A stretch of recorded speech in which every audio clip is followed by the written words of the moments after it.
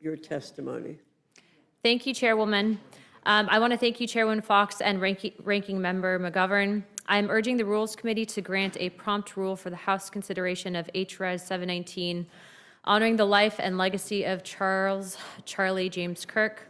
On September 10th, a horrific tragedy was inflicted on America when a courageous American patriot, devout Christian, dedicated husband and father of two, my friend and one of the most prolific conservative political minds of our time, had his life tragically cut short in a targeted act of political violence.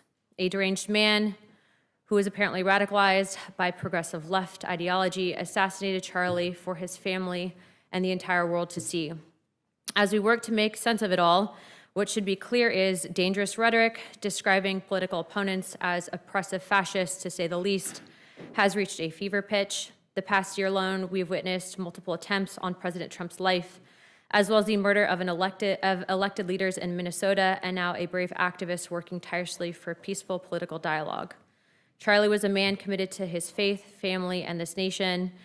He dedicated his life to protecting and defending the God-given rights enshrined in our founding documents. Such violence has no place in our country, especially political violence, regardless of the victim's political leanings. Full stop, no excuses, no qualifications. Today, we firmly condemn these attacks and all those who seek to harm our fellow citizens regardless of political beliefs. American democracy depends on resolving political differences through spirited debate, the ballot box, and embracing the rule of law. Beyond that, let's honor Charlie by hugging our loved ones a little tighter, expressing gratitude for their support, and embracing our faith a bit stronger, particularly when such an event may cause great stress. Again, I ask the Rules Committee to grant a prompt rule for the House's consideration of this legislation, and I welcome the committee's questions. Thank you very much, Ms. Luna. Last week was a tough week for, I think, all Americans. We saw a lot of violence in our country, which touched people.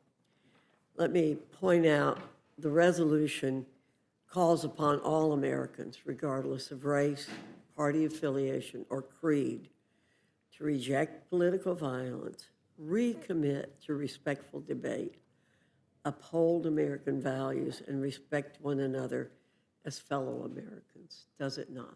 Correct. I'd like to quote one whereas clause from the Speaker's resolution that I find so striking. Whereas Charlie Kirk would not have us respond to his death with despair, but rather with renewed purpose, to speak truth with courage, to stand firm in faith, to seek unity while standing firm in principle, and to serve as living reminders of the values he championed: faith, family, and freedom.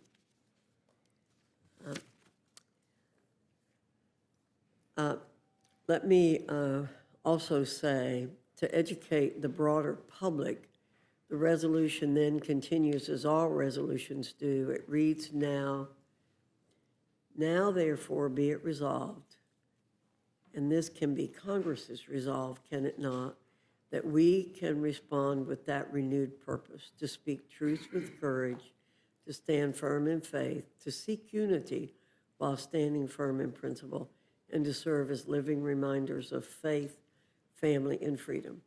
That can be our fixed purpose if we embrace this resolution, correct? Correct. I thank you very much for representing our body here today in bringing the resolution to us, to the Rules Committee, and I yield back. Mr. McGovern, you're recognized. Ms. Luna, thank you for being here, we all condemn this terrible tragedy, and I just want to say that I know that you were a personal friend of Mr. Kirk, I think Mr. Roy as well, and I know this hit you both particularly hard, and I just want you to know that we're aware of that, but I appreciate you being here, and I thank you, and I yield back. Thank you. If I can just add in one more thing too, Representative Moskowitz has an amendment 5371, and I want to let you all know that I'm actually co-sponsoring that amendment. It's calling for for an additional pot of money, $250,000 for the MRA to be used for a designated security personnel for members of Congress. In light of what's happened, I think it's incredibly important, especially if the legislative branch and the executive branch is getting additional security, that we consider that for members. As you may know, Jared Moskowitz actually had someone threatening to murder him, and I actually have someone who's serving federal prison time for threatening to murder me as well, after fleeing to the Philippines. So this is something that we take very seriously, and I hope that you all consider supporting that amendment as well. Thank you. Thank you. Ms. Fishbach, you're recognized. Thank you, Madam Chair. And I just want to say thank you for bringing the resolution forward. You know, I'm from Minnesota, so not that long ago, we dealt with the assassination of Speaker Hortman and the attempted murder of Senator Hoffman, who are great friends of mine. I knew them both.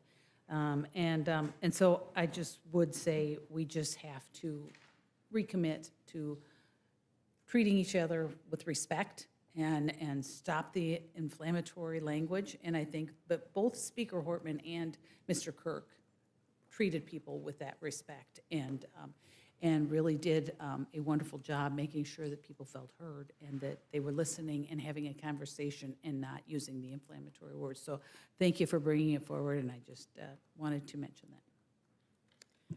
Thank you, Ms. Fishbach. Ms. Cantlin, you're recognized. Thank you. I just associate myself with the ranking member's remarks. Thank you. Mr. Scott is not here. Mr. Griffith, you're recognized. Yeah, this was a terrible event that occurred last week. I appreciate you bringing up the other incidences, both yours and Mr. Moskowitz's, and appreciate you bringing this to us this afternoon. With that, Madam Chair, I yield back. Ms. Leisure Fernandez. Thank you, Madam Chair, Representative Luna, and Representative Fishbach, condemning political violence of all kinds in every corner of America is an important thing to do. Thank you for pointing out your own friendships across the aisle. Thank you. Thank you. Thank you, Ms. Leisure Fernandez. Mr. Jack, you're recognized. Thank you, Madam Chair, and I want to thank Representative Luna for her testimony. I don't think there's a member of Congress who was closer to Charlie than you, and as someone who worked with him during my service for President Trump, there's no greater advocate for you than Mr. Kirk. So this is a wonderful testament to his legacy, and look forward to supporting this. I hope it's unanimous. With that, I yield back. Thank you very much. Mr. Norman, you're recognized.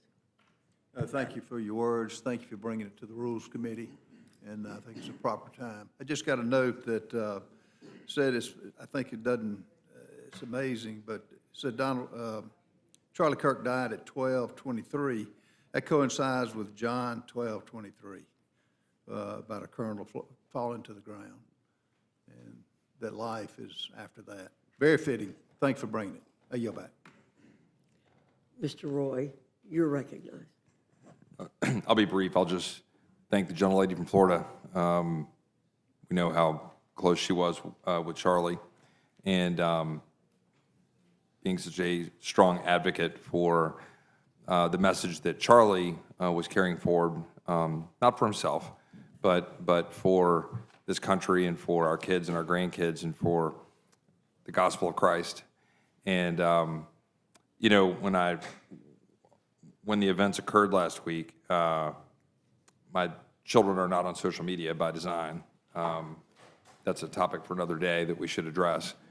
But I was pinging my son saying, don't let any of your friends put you on social media. I did not want him to see. He'd become quite enamored of Charlie. My son's name is Charlie. And so I told him what had happened. And he asked if it was public, and I said, yes, he's gone. I'm sorry, buddy. And he said, I would love to meet him someday. And then he just sent me a verse from Paul's letter to the Corinthians, 1 Corinthians 15:58. Therefore, my dear brothers and sisters, stand firm. Let nothing move you. Always give yourselves fully to the work of the Lord, because you know that your labor in the Lord is not in vain. And I only share that because it was indicative, in my view, of the impact that Charlie will continue to have on a new generation who are recommitting themselves to the Word of God and to the founding principle of this country. So I appreciate it, Anna, the gentlelady from Florida, and I yield back. Thank you. Mr. Scott, you're recognized. Madam Chair, I just I echo the other things that have been said. It was a gut-wrenching day, and a lot of us will miss him. And I appreciate you bringing the resolution, and his work will continue. Thank you, Mr. Scott.